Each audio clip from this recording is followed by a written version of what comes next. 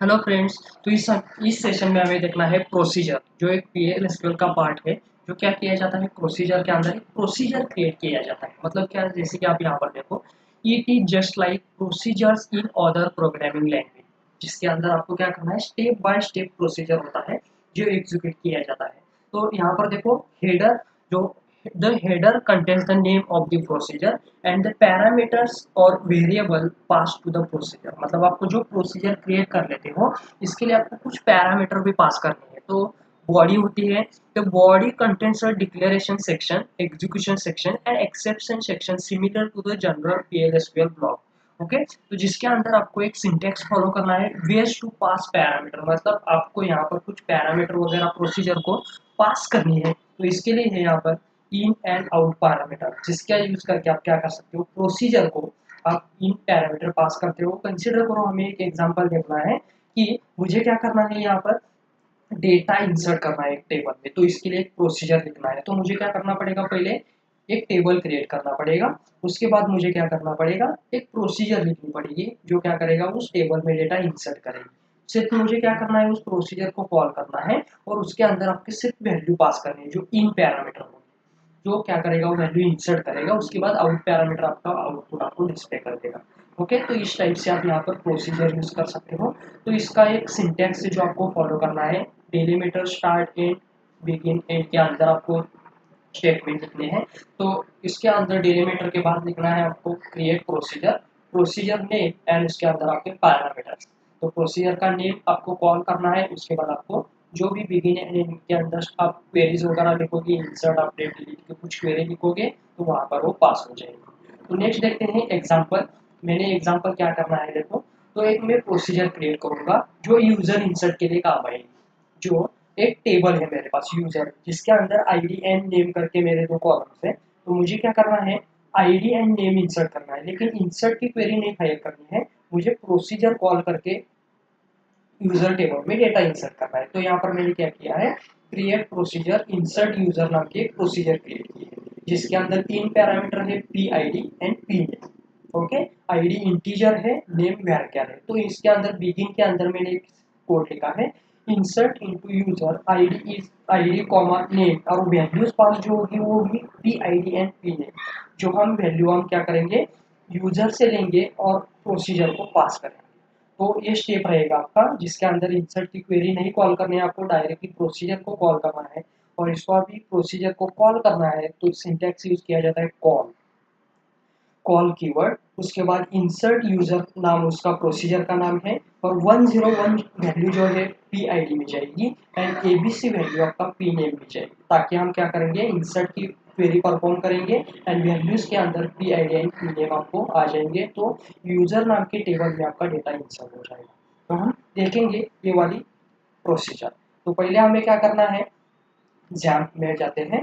Jam के अंदर हमें क्या करना है, हमारा जो डेटाबेस है यूट्यूब, इसके अंदर हम क्या कर लेते हैं, पहले टेबल क्रिएट कर लेते हैं, यूजर नाम का टेबल। तो हम यहाँ से क्रिएट टेबल यूजर, और इसके अंदर हमें क्या करना है, आईडी एंड नेम नाम के दो पैरामीटर में, ये दो कॉलम चाहिए मुझे, आईडी इंटीजर 20, और यहाँ पर मैंने नेम, क्रिएट टेबल यूजर इनको ऐसे कर लेता हूँ यूजर, ताकि कीवर्ड वगैरह हो सकता है, varchar 20। ठीक है, create table user info, ID integer 20, name varchar 20, ताकि मैं आईडी एंड नेम यहाँ से इंसर्ट कर सकता हूँ। देखो यहाँ पर टेबल क्रिएट हो गए। तो पहले चेक कर रहे थे, यूजर इन्फो नाम का टेबल, आईडी एंड नेम इसके आ चुके हैं। तो चलते हैं यूट्यूब नाम के डेटाबेस पे क्लिक करके, यहाँ पर हम एक प्रोसीजर बना लेंगे ताकि यूजर इन्फो में हम डेटा इंसर्ट कर सकें।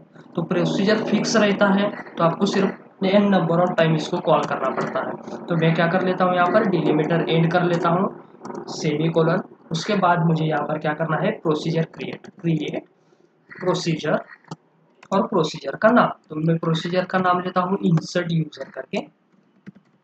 ओके, तो यहाँ पर मेरे पैरामीटर्स क्या क्या होने वाले हैं वो देखो पहले। तो पैरामीटर है मेरे, फर्स्ट वाला इन पैरामीटर जाने वाला है जो है पी आई डी, इसको एक एक्स्ट्रा नाम देंगे हम पी आई डी, जो इंटीजर है।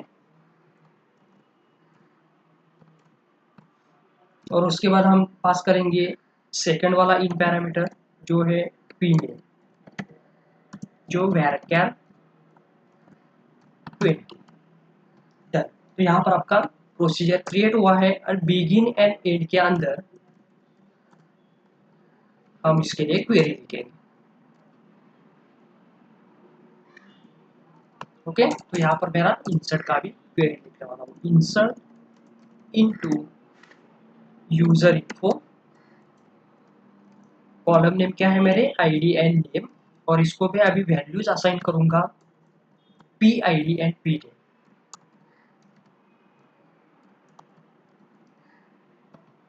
तो ये हुआ प्रोसीजर। सिर्फ आपको क्या करना है अभी, इंसर्ट यूजर नाम के प्रोसीजर को कॉल करना है एंड दो वैल्यू पास करनी है, आपकी ऑटोमेटिकली इंसर्ट की क्वेरी फायर हो जाएगी।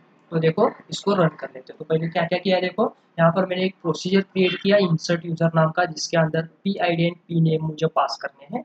तो यही दो पैरामीटर आपके यूजर इन्फो के अंदर यहाँ पर वैल्यूज करके असाइन होंगे, और जो भी आपने वैल्यू पास कर दी है प्रोसीजर को, इंसर्ट यूजर नाम के प्रोसीजर को, तो वैल्यू यहाँ पर यूजर इन्फो नाम के टेबल में इंसर्ट हो जाएगी।